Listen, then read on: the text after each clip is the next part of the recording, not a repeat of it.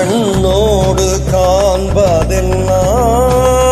தலைவா கண்களுக்கு சொந்தமில்லை, கண்களுக்கு சொந்தமில்லை. கண்ணோடு மணியானாயதனால் கண்ணை விட்டு பிரிவதில்லை,